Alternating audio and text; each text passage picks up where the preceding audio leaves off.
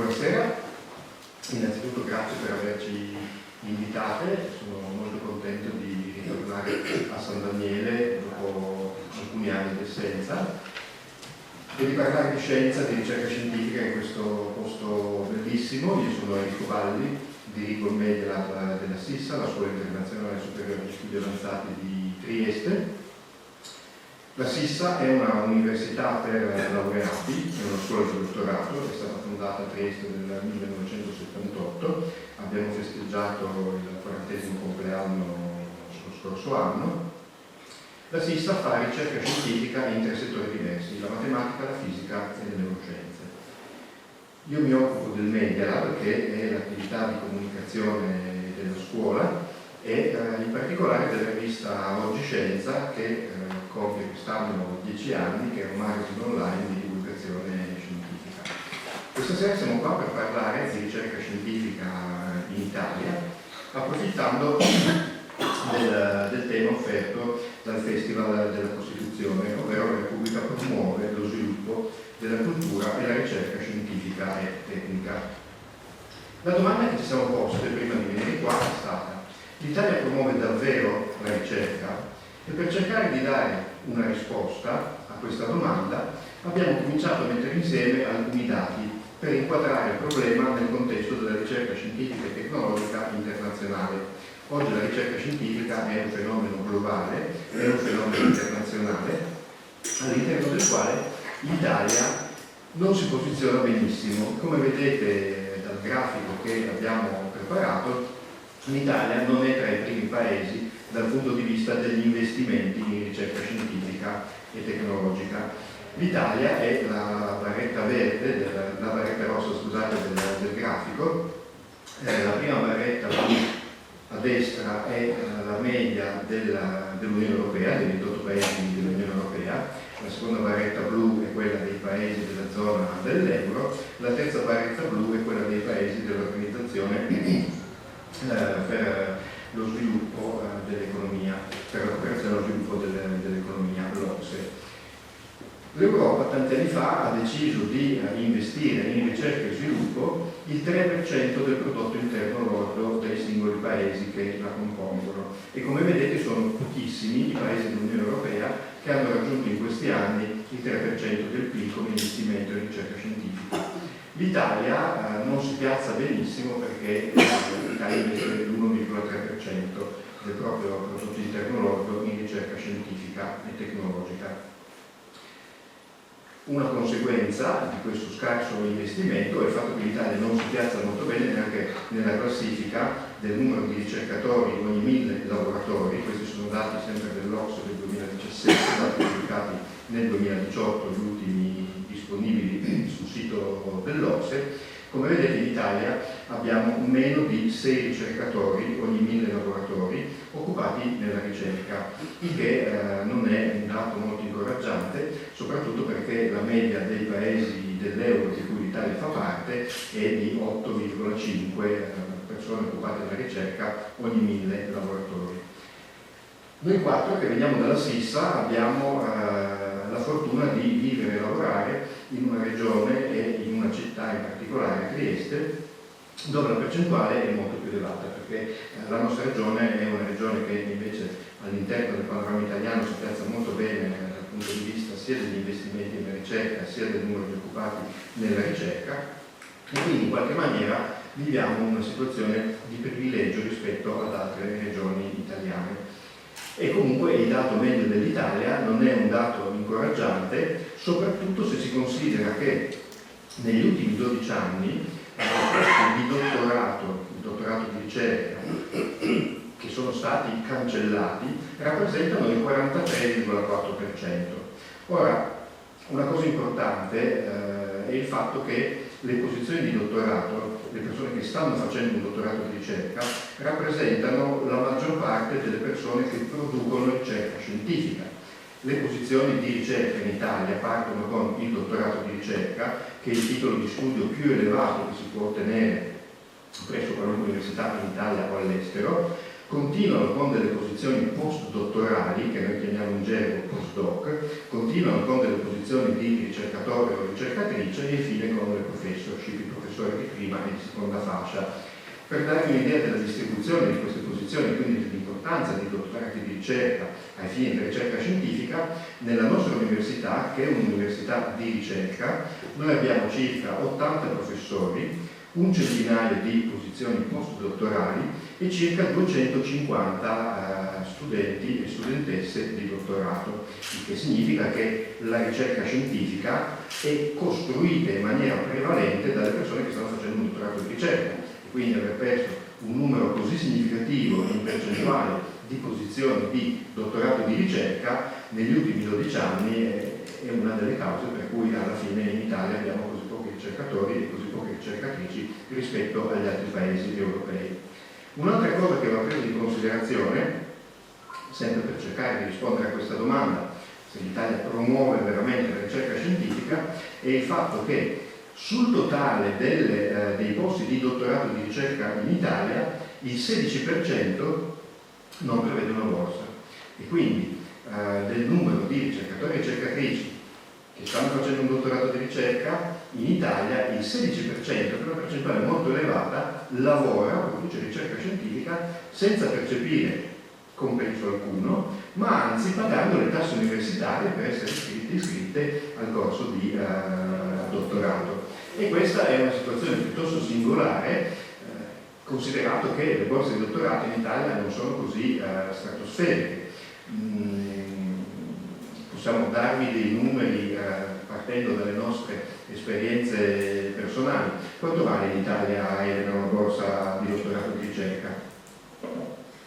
Io prendo 1.132 euro al mese, punto, nient'altro.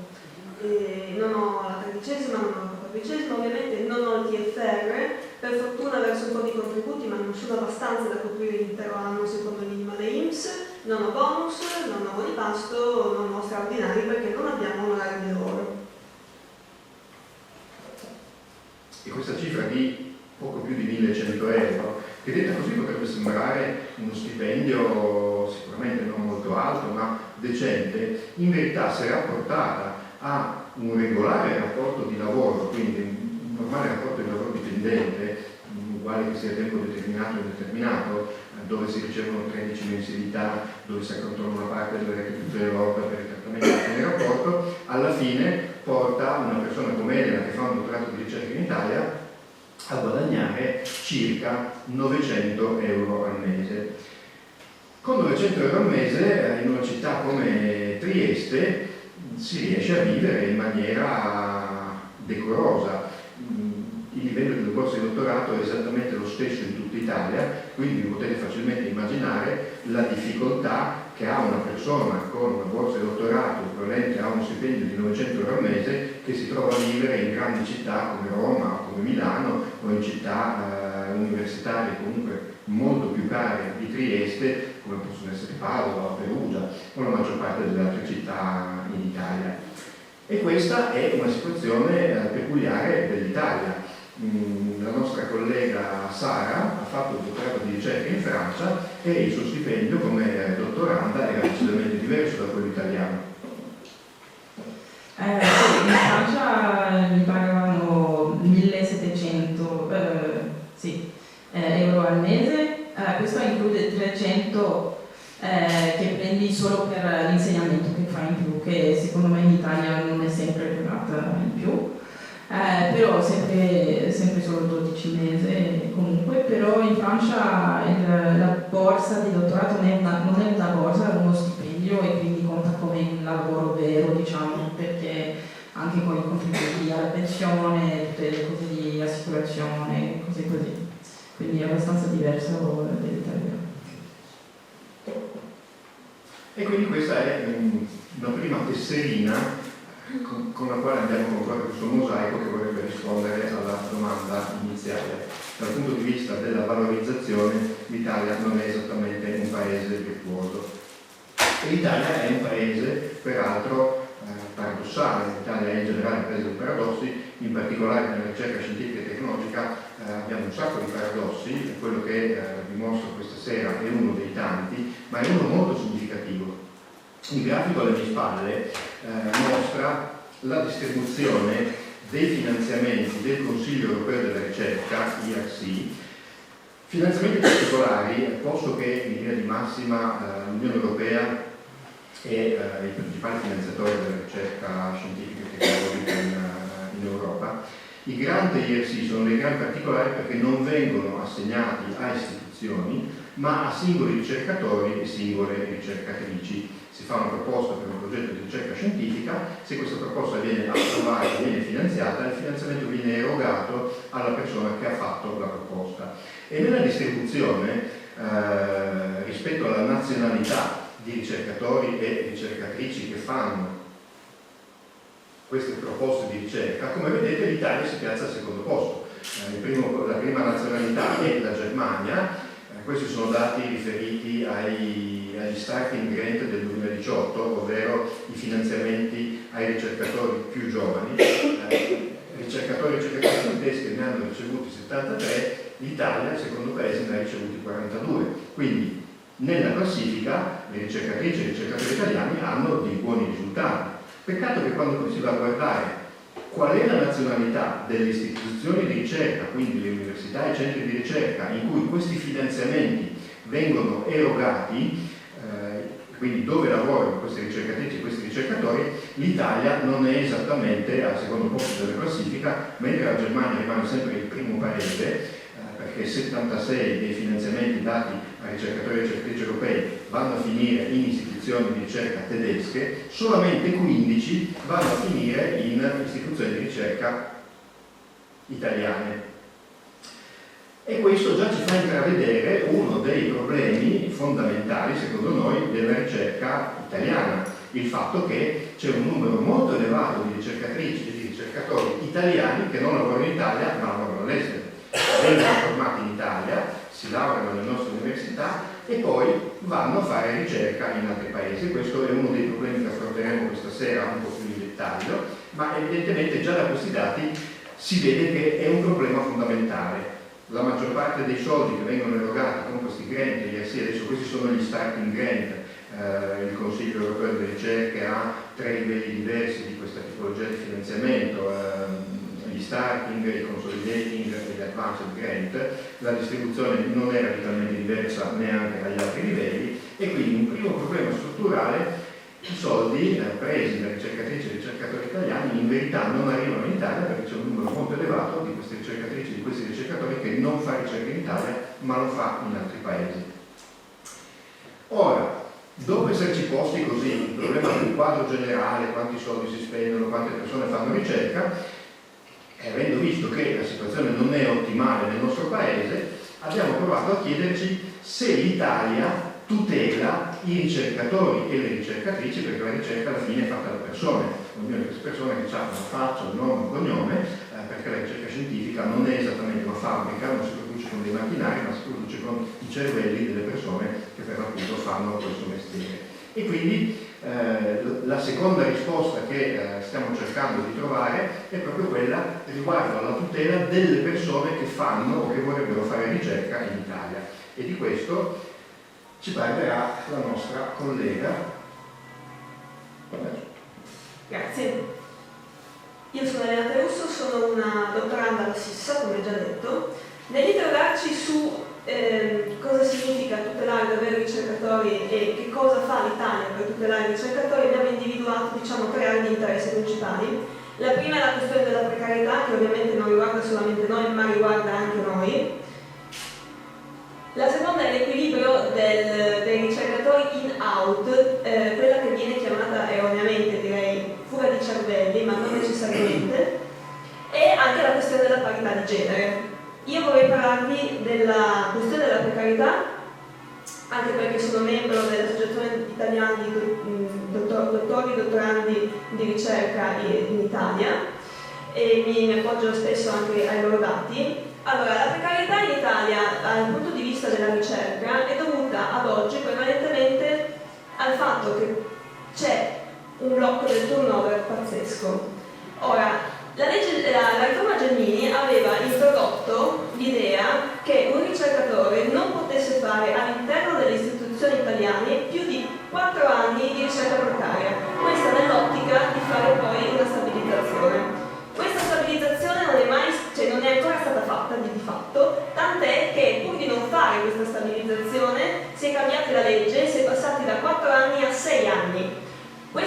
sono scaduti i 6 anni e molto probabilmente si passerà dai 6 anni agli 8 anni, oppure no, oppure le persone verranno espulse dal sistema di ricerca italiano. Questo succede, in questi 6 anni diciamo, quello che succede è che noi abbiamo dei contratti che vanno da 1 a 3 anni, mediamente ne durano 2, raramente dei contratti che durano 3 anni, rinnovabili a volte di anno in anno, quindi ogni anno tu sei là e cerchi di sapere che cosa sarà del tuo futuro in buona sostanza. Certo, diciamo che da quest'anno noi siamo abbastanza fortunati perché fra un contratto e l'altro, grazie alla Discol, possiamo usufruire della disoccupazione che ci permette di tamponare il momento in cui passiamo da un contratto all'altro, addirittura ci dà il tempo di cercarlo. Ma questa è una novità che è stata introdotta 2 o 3 anni fa e che per poter essere applicata a noi, quindi ai ricercatori e anche a chi ha appena finito una borsa di dottorato, ha richiesto una serie di lunghe lotte per poter includere anche noi come categoria, perché non è mai chiaro se il ricercatore è effettivamente uno studente o un lavoratore, dipende dal momento, da come vi conviene. Proprio credo 2 anni fa, perché io mi sono dottorata nel 2016 e io non ho avuto una disoccupazione, confermo. Io mi dottorerò il prossimo anno e chissà, forse allora di disoccupazione, forse no. Oltretutto, durante questi massimo 6 anni, noi incorriamo in una quantità di forme contrattuali diverse. La forma di contratto più tipica per fare ricerca fra il dottorato e la posizione stabile è l'assegno di ricerca. Però non è l'unica, esistono le borse post-dottorato, esistono i contratti co-co-co, esistono i contratti di ricercatore a tempo determinato di tipo A, tempo determinato di tipo B, tutta una serie di collaborazioni e diciamo che nel complesso il panorama contrattuale è talmente variegato e anche un assegno di ricerca può avere condizioni diverse dall'altro assegno di ricerca, per cui capire effettivamente quali sono i nostri diritti e i nostri doveri è davvero molto complicato, tant'è che a volte non sappiamo se alcune tutele ci sono garantite o non ci sono garantite, se ciò è lecito o meno. A tutto questo si aggiunge il fatto che i concorsi diciamo, per accedere sia alle posizioni fisse che quelle a tempo determinato in Italia avvengono in momenti completamente casuali. Questo è molto simile a quello che succede nel mondo dell'istruzione, dove ancora non si capisce come si fa a entrare in ruolo. Idem è nel mondo della ricerca. Ora, in un sistema dove i contratti sono molto precari e alcuni possono durare addirittura 6 mesi, significa che tu puoi lavorare 6 mesi sì, 6 mesi no, 6 mesi sì, 6 mesi no, per esempio. E ho scoperto, per esempio, che in Francia la cosa è un pochino più organizzata, giusto Sara? Sì, in Francia ci sono date ogni anno in cui sai che il concorso sarà a questa data, puoi applicare e lo sai, cioè è sempre uguale. Tra l'altro non è neanche solo una questione di date, è anche una questione di quali possono essere ad esempio i prerequisiti. Ad un certo punto un certo concorso prevede una serie di prerequisiti che poi possono variare di anno in anno, quindi è anche molto difficile per il ricercatore che sta aspettando l'apertura di un concorso sapere che tipo di crediti deve avere, che tipo di figura sarà prevista da questo concorso, mentre appunto in altri paesi le regole sono quelle, rimangono quelle per anni e non c'è a ogni tornata di concorso una variazione nelle richieste per il personale, perché poi nel momento in cui esce il bando non c'è tempo sufficiente per cambiare, per avere il prerequisito che al momento non si ha, quindi quello è un'ulteriore difficoltà. Sì, sono d'accordo. E a fronte di queste difficoltà c'è quello che si chiama l'espulsione dal sistema accademico. Allora, qua parlo sempre basandomi su dati elaborati dall'ADI a partire da dati Cineca, e la previsione che fa l'ADI per l'anno scorso, 2018, chiedo scusa, è che se in questo momento abbiamo circa 13.000 assegnisti di ricerca, di questi più della metà uscirà dall'università dopo 1 o più anni, quindi entro 4-5 anni. Dopodiché un altro 29% uscirà dopo un contratto di tipo RTDA, che è un contratto a tempo determinato, ma è molto più tutelato e contestualizzato, diciamo, di quelli del semplice assegno di ricerca. E dopodiché un ulteriore 5,3% dovrebbe uscire dopo un RTDB, che è un contratto di tempo tempo determinato con la possibilità di stabilizzazione molto più semplice rispetto a andare a cercarsi un altro concorso. La morale è che degli assegnisti che ci sono oggi in giro, solamente uno scarso 10% resterà all'interno delle istituzioni universitarie, mentre un 90% verrà espulso. Cosa significa espulsione? Significa che una persona che nel mezzo di un assegno di ricerca o sta chiudendo un contratto a tempo determinato, orientativamente ha tra i 35 e i 40 anni, e fra i 35 e i 40 anni, poiché non ha più nessuna opzione dove andare, a meno che non esista un'opzione estera, non sempre esiste, deve uscire dal sistema accademico, spesso senza avere mai lavorato se fa ricerca, diciamo, in laboratorio, perché sono campi dove non hai spazio per fare altri tipi di lavori, e deve cercare di trovare un lavoro nel sistema lavorativo delle imprese normale, e questa non è esattamente una cosa semplice. Tant'è che la mia generazione, diciamo, si è resa conto di questo problema, mentre chi adesso ha 40 anni c'è un po' inciampato dentro. Noi ce ne siamo accorti e mi sono resa conto che molte persone in dottorato stanno già valutando se invece di venire buttati fuori a calci iniziare a organizzarsi da soli un'uscita morbida, sapendo che tanto di posto per loro nelle istituzioni italiane a tempo indeterminato non ce n'è. A tempo di questa cosa la dico. Prego. Posso aggiungere una cosa riguardo a questo slide qui? È anche che Enrico ha detto prima che il dottorato, oltre che essere un po' una passerella tra l'essere studente all'università e l'essere un ricercatore, quindi un lavoratore della ricerca, il dottorato è anche il massimo titolo accademico che viene dato dal nostro paese come anche da tutti gli altri paesi europei. Tuttavia in Italia molto spesso non viene valutato come un titolo aggiuntivo, non c'è in qualche maniera un apprezzamento dell'impresa italiana nei confronti di una persona con un dottorato rispetto a una persona che ad esempio ha una laurea, cosa che invece accade in altri paesi, ad esempio in Germania, ma in altri paesi del nord Europa. Per cui questo rende anche particolarmente difficile poi il trovare un lavoro ad esempio nel privato una volta che si esce dall'accademia. È molto fluido il mercato in altri paesi come appunto la Germania, per cui è relativamente facile, uscendo dall'accademia, trovare lavoro in ambito di ricerca privata. Ecco, questo in Italia è molto difficile perché il dottorato non viene considerato un motivo ulteriore per assumere una persona, e quindi chiaramente questa uscita è anche particolarmente drammatica e porta, come diceva giustamente Elena, a farci riflettere molto prima rispetto ai nostri colleghi un po' più grandi, diciamo, al decidere se veramente questa lunga serie di assegni di ricerca e contratti a tempo è una via che vogliamo o non vogliamo percorrere. D'altronde provate a farci caso quando vi capiterà di dover compilare in qualche modulo online per una cosa qualunque, non importa, quando vi chiedono nome, cognome, indirizzo, età, titolo di studio. Normalmente vi serve una tendina dove i titoli di studio previsti sono l'obbligo, quello della licenza media, il titolo di studio del liceo o delle scuole di istruzione superiore, la laurea. Fine. Non sono previsti altri titoli di studio dopo la laurea. Eppure esistono, eppure ci sono tante persone che hanno un titolo di studio superiore che non viene assolutamente preso in considerazione. La maggior parte delle persone non sa neanche che questi titoli di studio esistono, e quindi è molto difficile riuscire a collocarsi sul mercato del lavoro con un qualche cosa che in Italia fondamentalmente non esiste. Sì, sono molto d'accordo. Qualche sforzo sta venendo fatto da parte delle amministrazioni italiane, ma sono davvero gocce nell'oceano.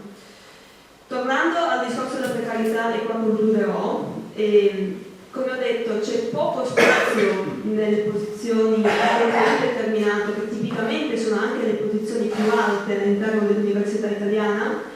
Queste, soprattutto a causa del turnover, stanno scendendo drammaticamente. Allora, se nel 2003 noi avevamo che solo, tra virgolette, il 42% delle persone impiegate in accademia era precario, quindi a tempo determinato, nel 2017 abbiamo ben che scavallato la metà.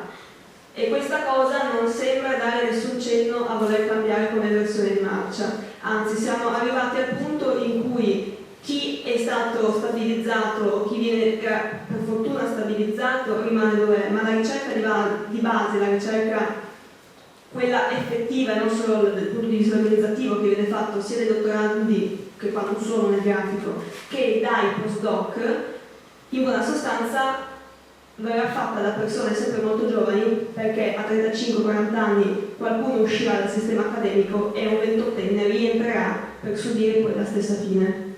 Passo adesso la parola a Sara. Sì, io volevo solo dire una cosa in mezzo, che appunto è la domanda che scaturisce da questi dati, da questa analisi, che è quella a cui risponderà per l'appunto Sara.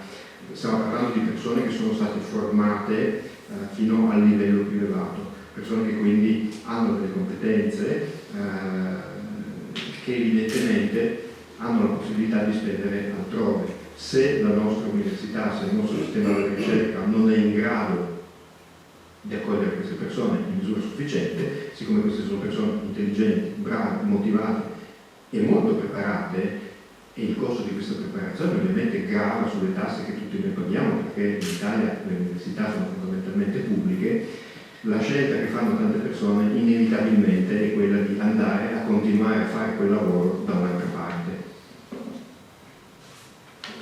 Sì, infatti c'è un flusso di ricercatori italiani che vanno via dall'Italia, per esempio in Francia, che io ho lavorato con tanti italiani quando ero lì in Francia, quindi un buon esempio. Solo per dire che il nostro ambiente, la ricerca, è un ambiente che spinge molto a muoversi, che è anche una bella cosa, perché facciamo molti scambi con altri paesi, si condivide le idee, si va in conferenza, si va in giro così. E quindi dopo il dottorato siamo spinti a andare fuori dalla nostra città o dal nostro paese. Per esempio, ho finito il dottorato in Francia e sono venuta qua in Italia. E quindi è una cosa positiva alla base, però possiamo vedere i dati che che confronta i entranti e uscenti dall'Italia. Per spiegare questo grafico, entranti sono quelli che a 18 anni non erano in Italia, però ora lo sono, e uscenti sono quelli che a 18 anni erano in Italia e ora sono fuori. E possiamo vedere su questo grafico con tutti i paesi che sono questi sono paesi europei. Questo è il rumore.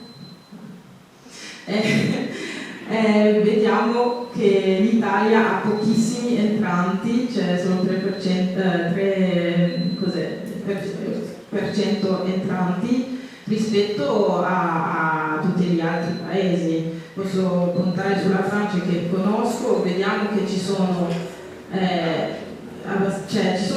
uscenti, ma ci sono anche entranti. Quelli che escono dalla Francia, lo so che vanno spesso in Germania, per esempio, che la Germania è abbastanza cara, e vediamo che c'è un flusso così, che è una cosa normale e anche bella per la ricerca, solo che peccato che in Italia c'è tanti di più uscenti che entranti, e questo è un peccato per cosa diceva prima Enrico, che questi sono gente bravi, diciamo, perché abbiamo visto che prendono tanti grant dell'Unione Europea, però sono spinti a andare a fare ricerca in altri paesi. Possiamo anche confrontare questi dati con i paesi anglofoni, Stati Uniti, Australia, Canada, che sono, diciamo, famosi per avere tanti entranti, perché tutti vogliono andare lì, non so, Stati Uniti, Australia, Canada sono in crescita, non so. E anche per la ricerca è forse più facile andarci per fare ricerca. Quindi vediamo che l'Italia è molto bassa rispetto a questi paesi per gli entranti, e possiamo anche confrontare. C'è un fattore 10 di differenza, cioè enorme. Sì, un fattore 10 di differenza nella percentuale, proprio non confrontabile, cioè è un'altra cosa. Quindi proviamo di confrontare con altri paesi e qua abbiamo una cosa, forse i casi più estremi, l'India che ha tantissimi ricercatori uscenti e pochissimi entranti, e poi abbiamo il Giappone che ha pochi di tutti e due. Il Giappone direi che è famoso anche per essere un paese in cui si va difficilmente, cioè per immigrare è un po' difficile, però vediamo che il Giappone ha comunque più percentuale di ricercatori entranti che l'Italia, e questa direi che mostra, cioè, che questo numero è veramente basso, soprattutto rispetto a quelli che escono. Quindi ripeto che secondo me è un peccato, e possiamo chiederci il perché di questa cosa. Quindi vi parlerò dei problemi che hanno gli stranieri, diciamo i ricercatori dall'estero, per venire qua in Italia.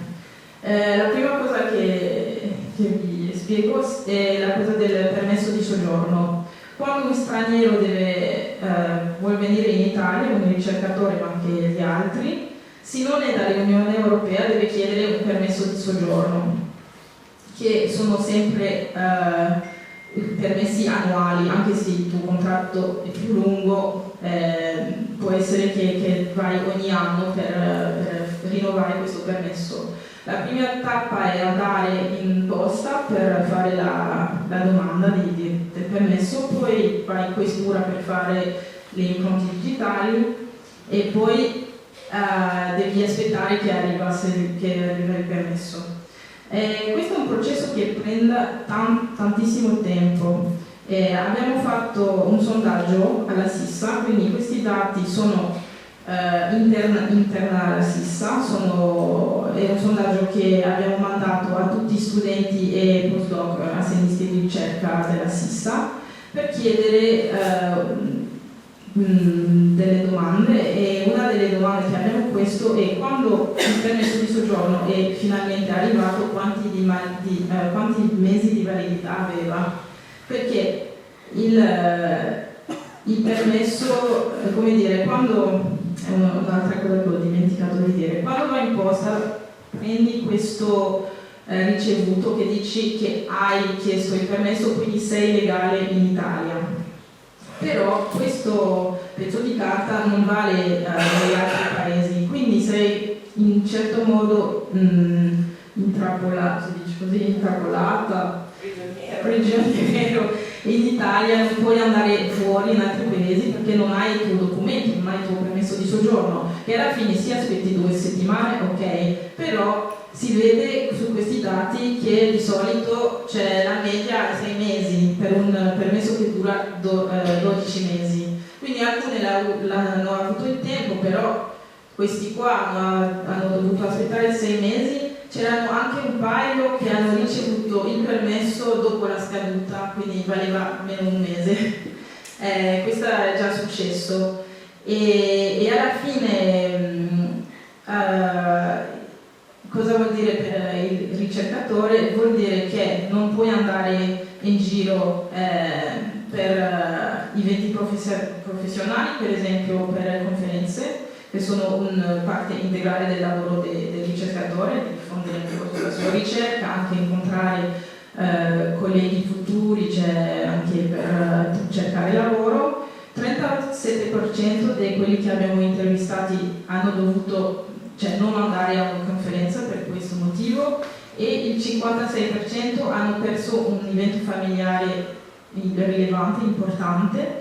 E qua posso citare un esempio molto forte di un'amica mia che la sua nonna stava male, quindi voleva tornare a casa, non aveva il suo permesso di soggiorno, non ha potuto tornare fino a quando la nonna è morta, e lì ha potuto chiedere un permesso speciale, no? Perché aveva il documento dicendo devo andare lì perché è un'emergenza. Quindi e quindi non ha potuto andare prima, ha dovuto in qualche modo aspettare è una cosa abbastanza brutta, direi.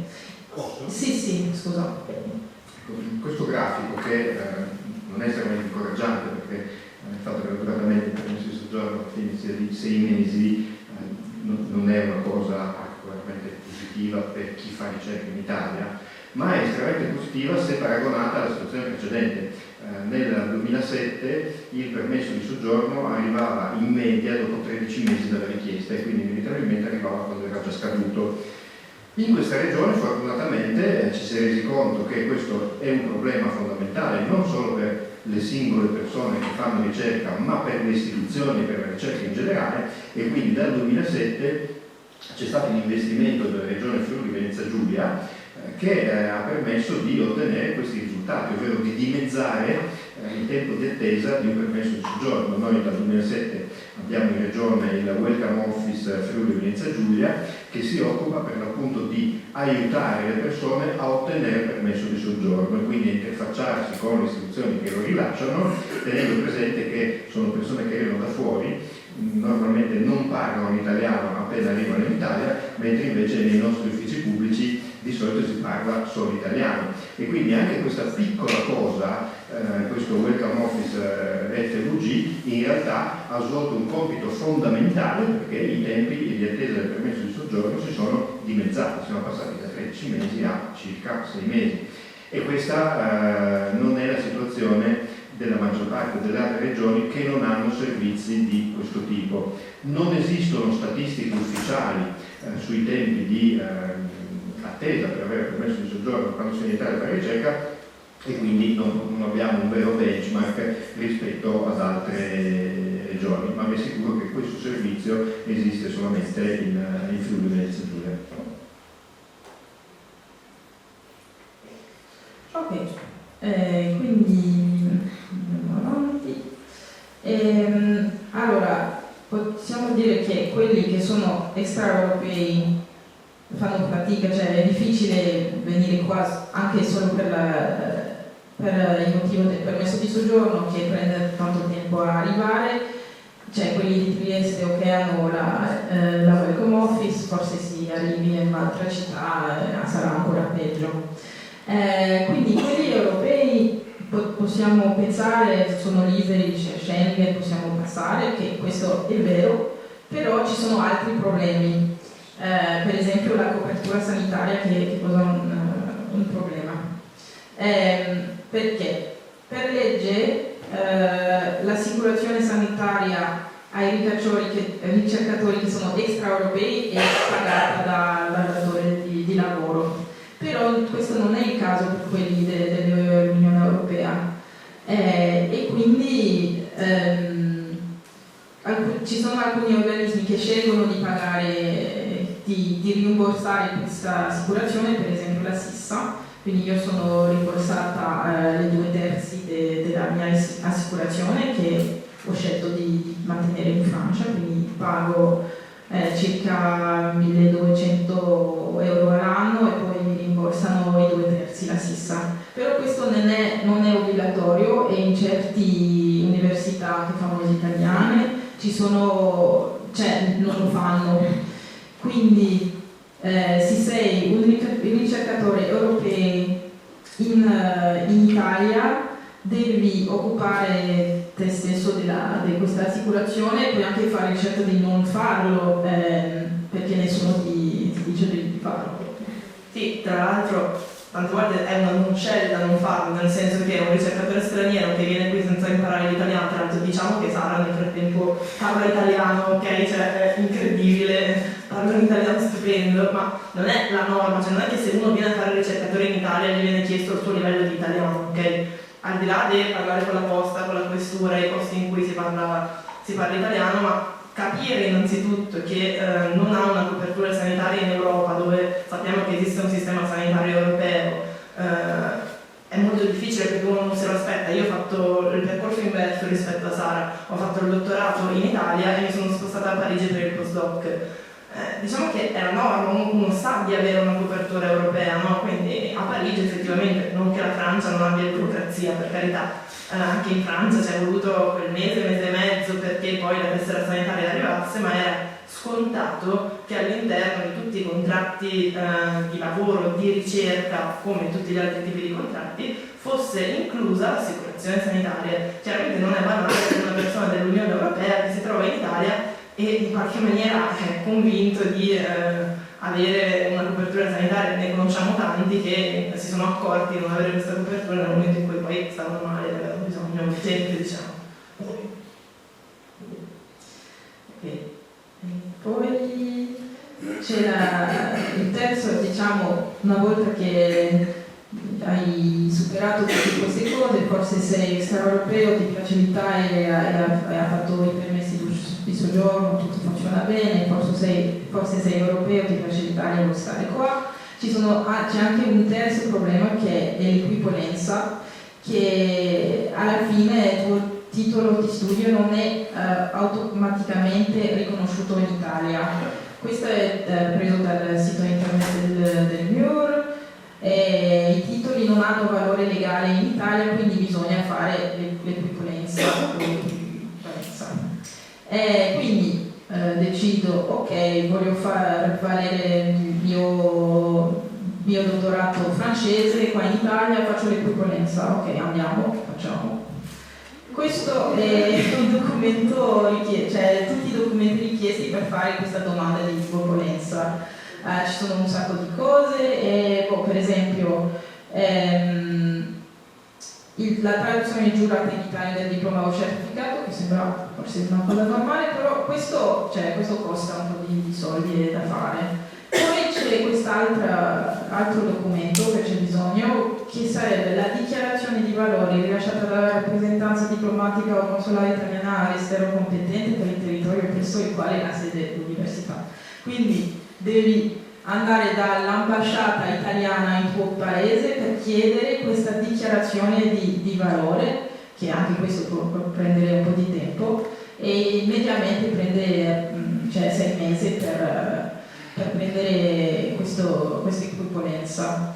Quindi ci sono un sacco di cose da superare. Se sei straniero, che anche se vuoi stare in Italia, che ti piace, che vuoi fare ricerca qua, è difficile, e alla fine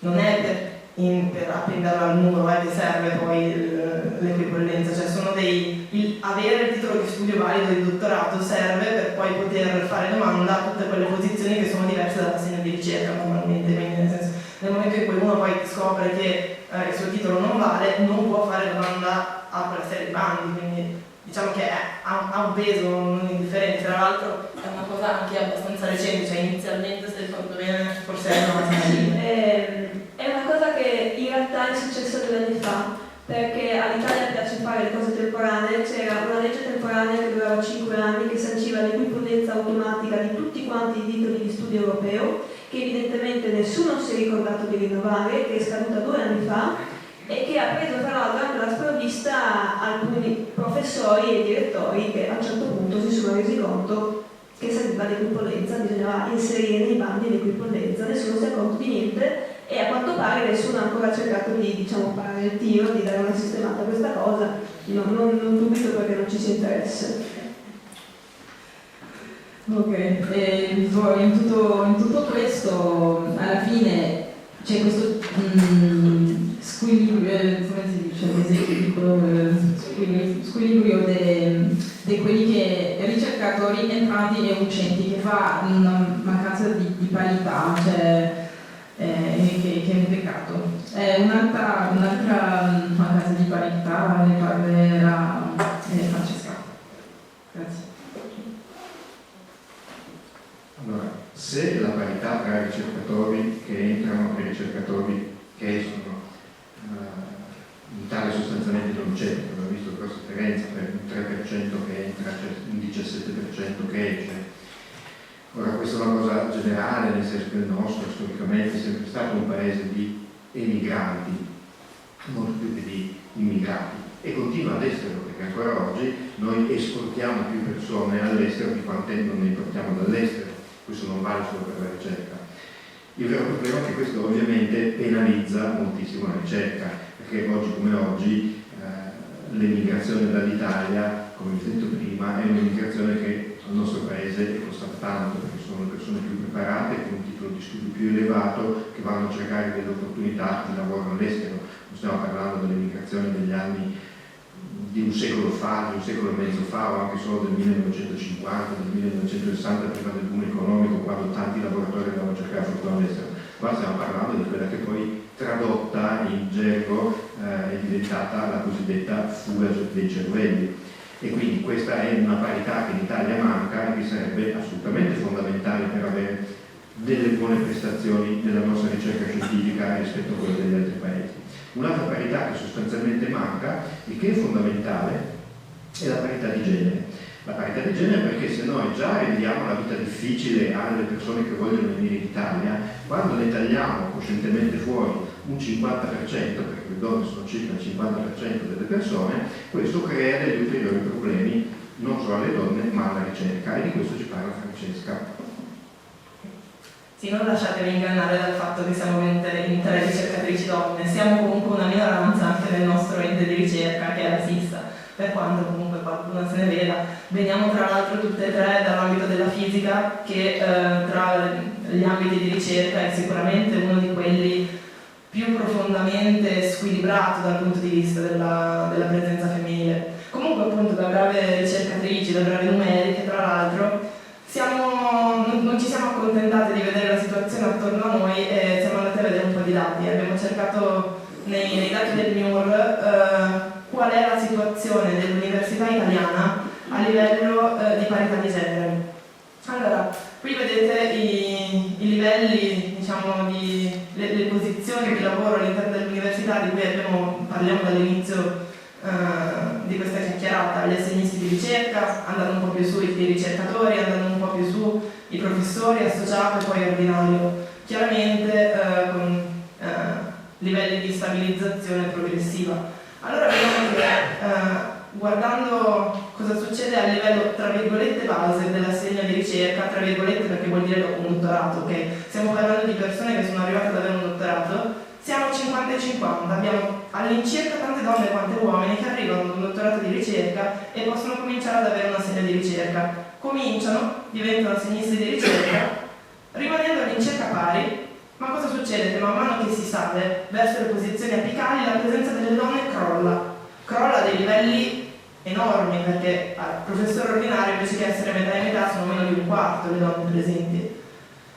Vedendo questo quadro chiaramente non è molto incoraggiante per noi ricercatrici donne, tuttavia ci siamo poste il dubbio che in realtà questo scarso 25% sia dovuto a delle politiche precedenti, a delle politiche di anni ed anni, perché ci rendiamo perfettamente conto che un professore ordinario, che probabilmente ha in media, non dico 60 anni, ma più di 55, non è entrato in ruolo l'altro ieri, non è entrato in ruolo neanche 5 anni fa. Quindi se andiamo a guardare i professori ordinari di adesso, stiamo guardando un po' alle politiche di sostanzialmente 20 anni fa, diciamo il percorso di studi che persone hanno cominciato almeno 20 anni fa.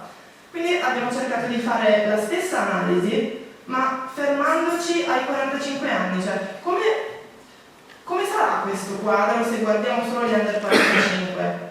Ci aspettavamo ci fossero molte più donne, ci aspettavamo che il panorama fosse più equilibrato, che con una nuova consapevolezza di genere, di eguaglianza, di parità, ci fossero molte più donne. Però abbiamo trovato questo. Abbiamo scoperto che se andiamo a guardare qual è il divario di genere nelle posizioni universitarie tra gli under 45, la situazione non solo non migliora, ma peggiora sensibilmente. Tra l'altro abbiamo scelto 45 come soglia d'età perché volevamo dei numeri sufficientemente grandi per poter avere un senso statistico, quindi non stiamo parlando di 10 persone, stiamo parlando di numeri comunque sufficientemente alti per avere un senso. I professori ordinari diventano il 17%, cioè le donne professori ordinari tra i giovani diventano il 17%, meno di 1 su 5, quasi 1 su 6. Questo devo dire che personalmente ci ha abbastanza un po' fatto cadere le braccia, un po' depresso, non poco. Poi pensandoci non è una cosa così strana. Elena ci ha mostrato, e prima Enrico, quanto sono diminuiti i posti di ricerca. Abbiamo avuto un meno 43% di posti di dottorato e via via anche tutti gli altri posti. Abbiamo avuto una progressiva precarizzazione del lavoro del ricercatore negli ultimi 15 anni. E come spesso accade, nel momento in cui c'è un ambiente ulteriormente competitivo e un ambiente ulteriormente precario, quelli che ci rimettono poi sono le minoranze, le parti più deboli in qualche maniera, come possono essere i ricercatori stranieri e come talvolta sono le donne.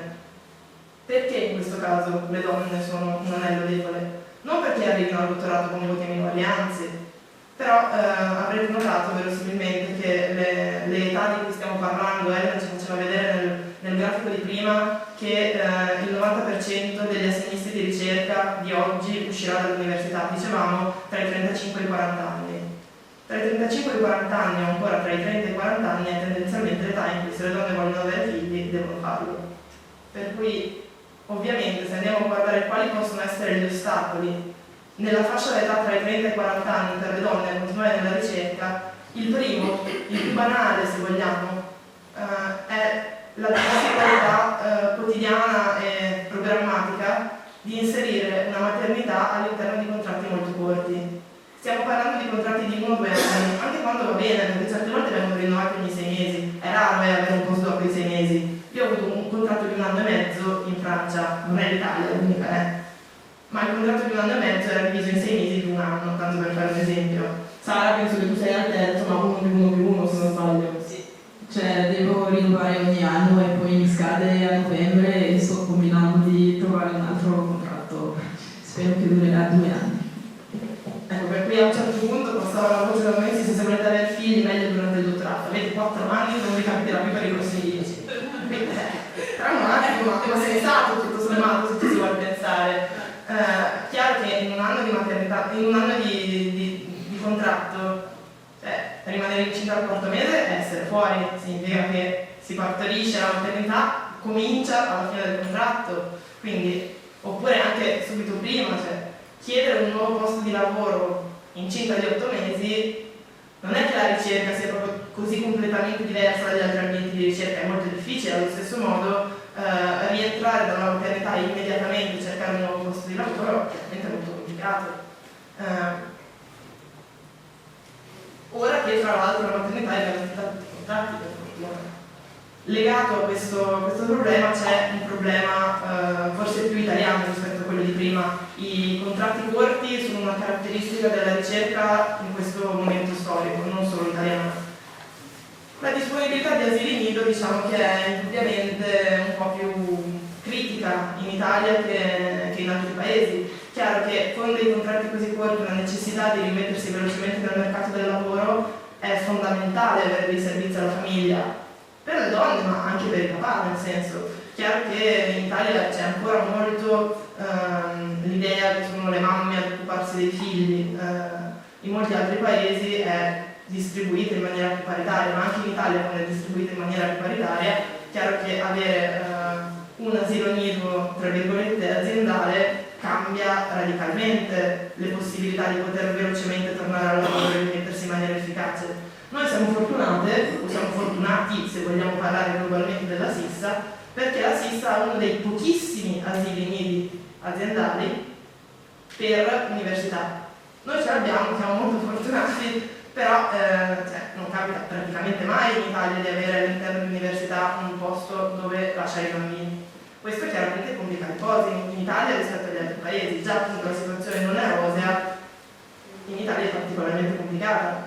Per andare a vedere altri problemi, forse più diciamo inconsci, impliciti, anche a livello internazionale, un problema, ad esempio, le stanze di allattamento alle conferenze non ci sono praticamente mai. E questo non vuol dire solo una maggiore difficoltà per mamme con bambini piccoli, oltre che portarsi alle conferenze necessarie per trovare il lavoro successivo, anche di non avere facilitazione nel momento dell'allattamento. È proprio anche un'idea implicita, non c'è una stanza per allattare, non c'è un servizio per una mamma a questa conferenza. Qualcosa ci dice tutto sommato, ci dice che la persona tipo che prevediamo frequenti quella conferenza non c'ha un bambino piccolo da allattare. E assorbire questo tipo di input da quando si va all'asilo sostanzialmente, a quando si arriva a fare un postdoc con un bambino piccolo in braccio, alla lunga ce lo fa pensare che forse la ricerca l'hanno fatta per noi, però forse non è esattamente così, ecco. Questo appunto... Sì. Questa è una cosa, non vale solo in Italia ovviamente, è abbastanza diffusa, ma non tutti i paesi sono uguali. Se pensiamo ai grafici di prima, alcuni paesi del nord Europa, che sono quelli che investono più e danno una percentuale più elevata di persone che lavorano in ricerca, guarda caso sono anche quei paesi che hanno una maggiore attenzione al problema della maternità, al problema dei bambini piccoli, cosa faccio dei bambini piccoli. Provate a pensare ai negozi di Ikea, okay? I negozi di Ikea in Italia sono stati praticamente i primi a portare una cosa che per loro evidentemente è assolutamente normale: c'è un posto dove metto i bambini mentre io sto facendo qualcos'altro. In Svezia, in Danimarca, in Norvegia, in Finlandia, questa situazione è una situazione assolutamente normale, accettata dalla società, incoraggiata dalla società, e non è un caso, chiaro, questo non riguarda solo la ricerca, riguarda le mamme in generale, non è un caso che in Italia non ci siano così tante mamme e così tanti bambini come ce ne sono in altri paesi. Il nostro è un paese che sta invecchiando proprio perché non abbiamo questa capacità di aiutare la maternità, che evidentemente è uno degli aspetti fondamentali nella vita non solo delle persone, ma anche delle nazioni, delle società e dei paesi. Sì, sicuramente le due cose non sono indipendenti. Un altro punto più legato alla ricerca, un po' più tecnico questo se vogliamo, è la valutazione della figura del ricercatore e della ricercatrice. Se vogliamo dirla in poche parole, ad ogni ricercatore è associato un numero di qualità su cui poi la comunità scientifica non è necessariamente troppo concorde, nel senso che non è forse così banale la questione, ma di solito un ricercatore viene definito dal suo numero di articoli e dal numero di citazioni che questi articoli hanno sul panorama internazionale. Poi appunto ci sono varie disquisizioni su quanto questo sia veramente l'unico parametro da guardare, però indubbiamente al momento questo è l'unico parametro, diciamo così, quantitativo che viene usato all'interno dei bandi di qualsiasi ordine e grado si parli. Ovviamente questo numero ha senso solo se guardato all'interno di una finestra temporale, quindi una delle cose standard che si fanno è il numero di articoli dal dottorato, il numero di citazioni dal dottorato, ad esempio 6 anni dopo il dottorato, quanti articoli sono stati fatti e cose del genere. E questo permette di confrontare appunto anche ricercatori di età diverse di solito. Permette ad alcuni, tra virgolette, ai giovani, quindi a quelli che hanno meno di 6 anni al dottorato, di accedere a determinate posizioni piuttosto che no. Il conteggiare le maternità all'interno di un calcolo numerico e temporale così specifico è sempre molto difficile.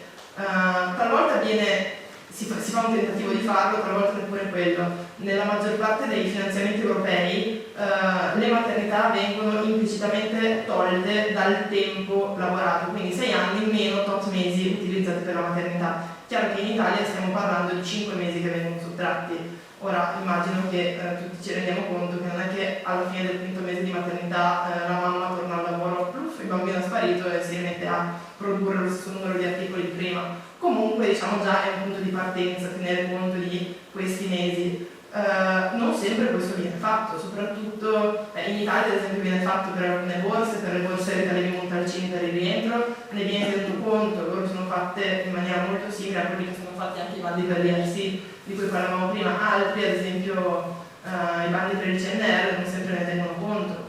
È ancora più difficile tenerne conto quando si sta parlando di posizioni più specifiche, meno globali, in cui c'è una piccola commissione che discute i vari candidati o magari un unico professore che deve trovare un assegnista di ricerca e che quindi deve scegliere tra vari candidati.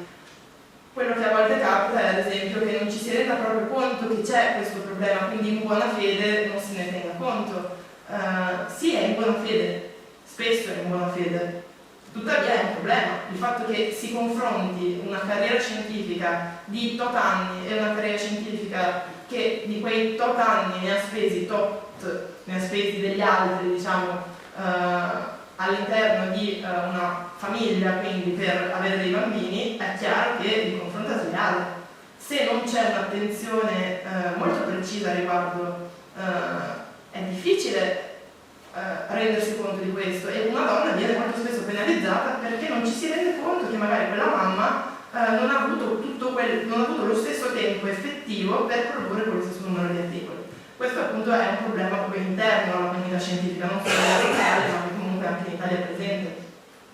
Se vogliamo concludere sempre su questo punto di vista, poi c'è un problema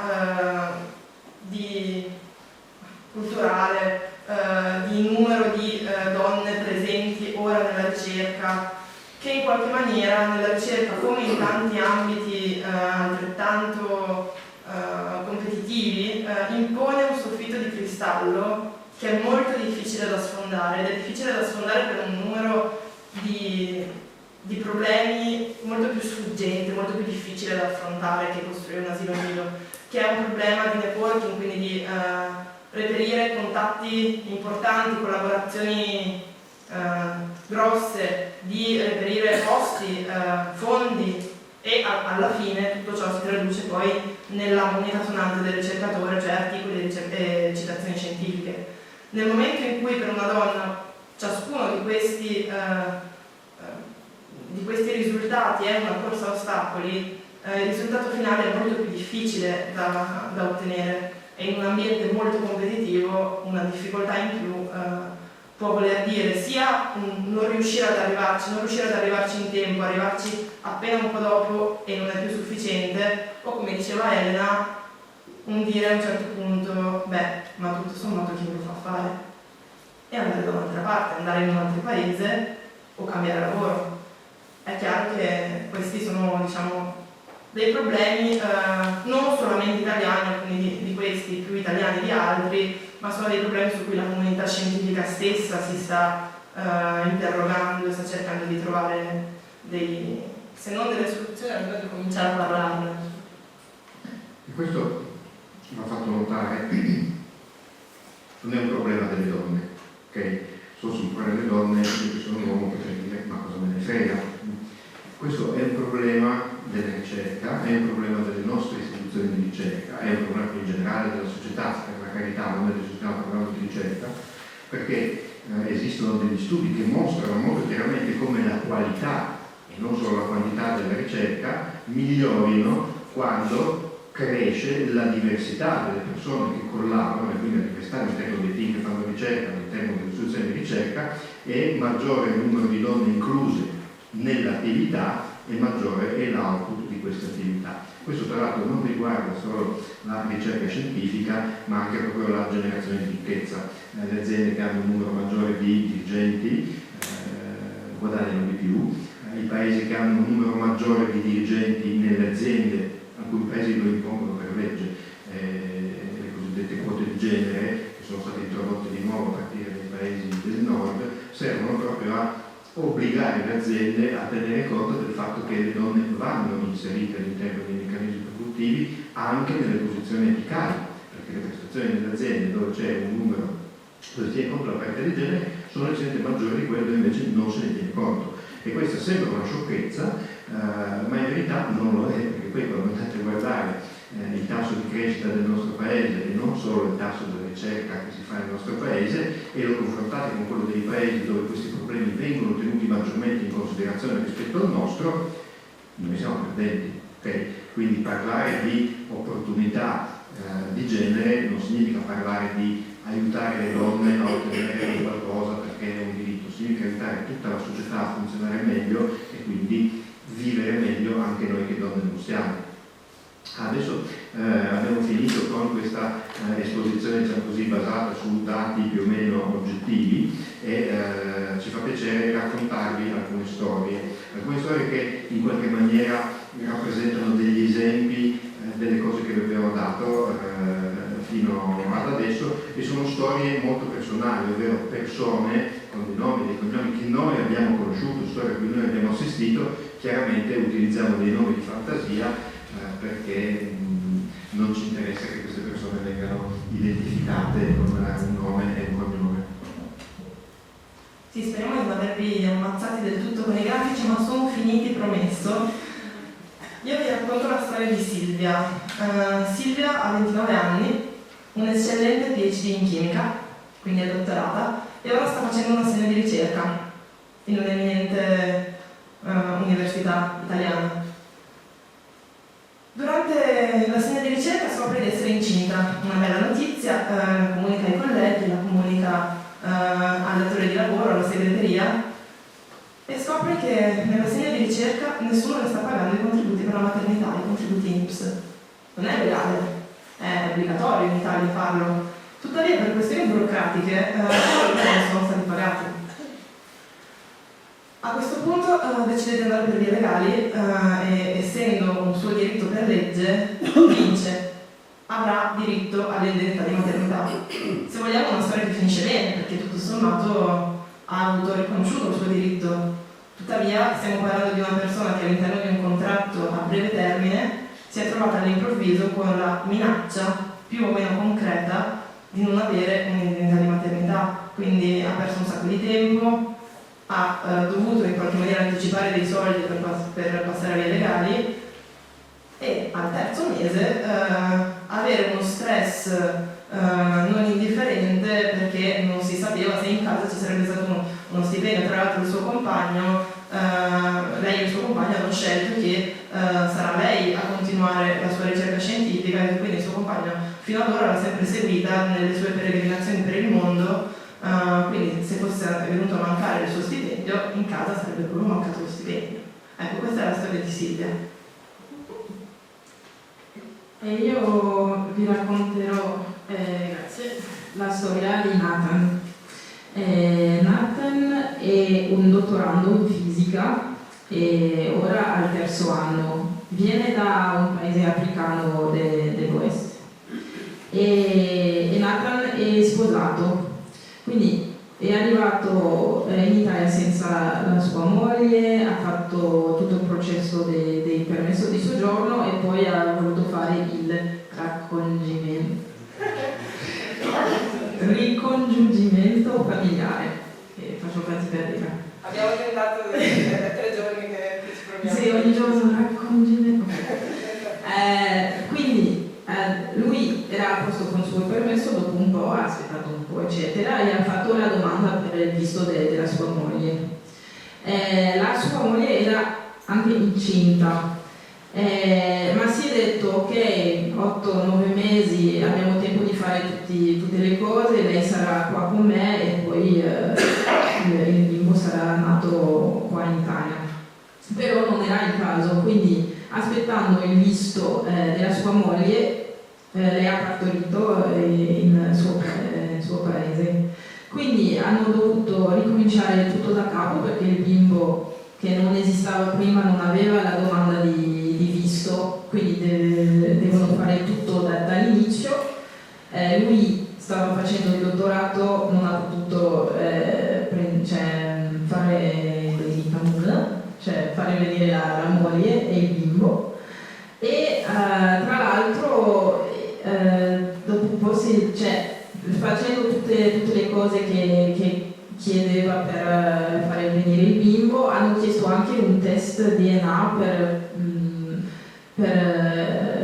vedere se è veramente lui il padre, che secondo me non c'entra, perché alla fine è il figlio della sua moglie, no? Quindi dopo un po' si è detto non lo faccio più, finisco il mio dottorato tra un anno e mezzo e poi torno a casa, non faccio venire la moglie e il bimbo perché è troppo difficile e è troppo lungo. Quindi mi ha detto io non posso stare in Italia perché se era troppo difficile e per forza non starò qua per fare ricerca. Quindi sarà formato qua con un dottorato italiano con la qualità alta, eccetera, però andrà via in suo paese o un altro paese, e quindi questo è un gran peccato e anche una storia abbastanza dura. Ok, grazie. Bene, invece vi parlo di Giulia, che a 27 anni ha chiuso molto bene il suo PhD in biologia sperimentale però come vi abbiamo detto la moneta del ricercatore sono le pubblicazioni scientifiche e nel momento in cui lei ha scritto la tesi di dottorato in realtà non aveva ancora finito un articolo che le sarebbe comunque valso un buon punteggio. Il suo relatore, diciamo, le ha molto gentilmente proposto di proseguire la collaborazione una volta che in realtà il contratto di dottorato si era esaurito perché lei si era dottorata. Questo senza nessun tipo di fondo o di paga, di nulla. Per fortuna Giulia ha affrontato questa cosa qualche mese fa in realtà e quindi ha potuto accedere alla disoccupazione. E per 6 mesi Giulia ha lavorato per il suo supervisor portando avanti esperimenti sempre nuovi perché lui continuava a insistere a farle fare delle nuove prove perché non era convinto e non la lasciava pubblicare per 6 mesi pagato dai contribuenti. Durante questi 6 mesi il suo professore le ha promesso di mese in mese che stava cercando dei fondi per attivare un assegno di ricerca. Al 6° mese ha dovuto ammettere che i fondi non c'erano. Quindi Giulia dopo 6 mesi non ha un lavoro nuovo, non ha il lavoro che le è stato promesso, non ha avuto il tempo di cercarsi un'alternativa perché è stata ingannata dal suo professore e nell'apice del paradosso il suo professore ha avuto il coraggio di proporre di continuare a lavorare con lui facendo un secondo dottorato di ricerca in un altro ambito.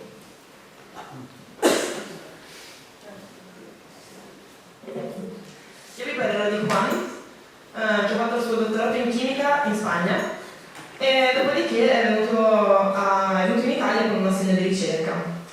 Un assegno di ricerca tira l'altro e si è innamorato dell'Italia e è rimasto qui per 5 anni, rinnovando di anno in anno l'assegno di ricerca. Solo che alla fine del 5° anno non si può più chiedere un altro assegno di ricerca o l'assegno di ricerca che avrebbe preso gli avrebbe fatto sfondare il muro dei 6 anni. Non si può perché c'è il blocco. A quel punto ebbe un'idea e vide che c'era a disposizione un bando, quelli che chiamavamo prima RTDB, quindi i bandi per ricercatore a tempo sempre determinato ma con prospettiva di stabilizzazione. Era una buona opportunità per lui.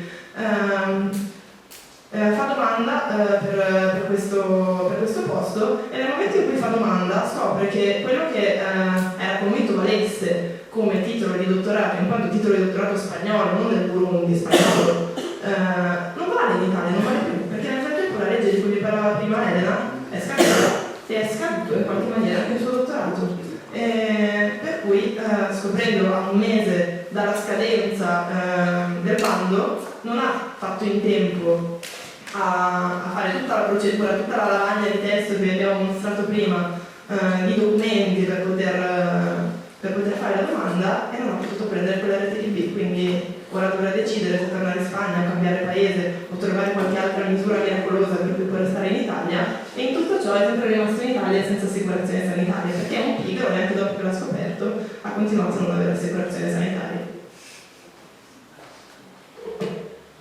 L'ultima storia ve la racconto io, è la storia di Josephine, una giovane e brillante dottoranda che è arrivata in Italia da un paese africano e che ha passato i primi anni del dottorato di ricerca con i problemi del permesso di soggiorno. Il primo anno è arrivato che era già scaduto da un mese, il secondo anno è arrivato che scadeva nel giro di poche settimane, ma questi sono problemi di cui ho già parlato.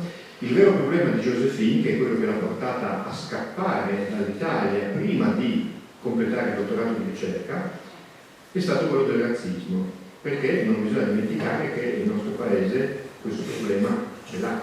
Da noi non si accolgono facilmente le persone che arrivano da altri paesi, in particolare le persone che arrivano dall'Africa, e Josephine è stata oggetto di un sacco di manifestazioni pesantemente razziste nei suoi confronti, le ha sopportate per un paio di anni fino a quando non ha subito una vera e propria aggressione fisica solo ed esclusivamente per il fatto di essere una donna e per il colore della sua pelle. A quel punto Josephine ha detto ma forse questo non è il paese per me. Devo dire che non è che è stata così aiutata, difesa, incoraggiata a rimanere in Italia dai suoi colleghi dall'istituzione presso cui lavorava, e quindi dopo 2 anni di dottorato è andata via, ha concluso il dottorato con altri 2 anni in un altro paese europeo. Oggi Josephine è una ricercatrice a tempo indeterminato, probabilmente diventerà professoressa nel giro di qualche anno, si è sposata, ha un figlio e vive felicemente a Berlino in Germania.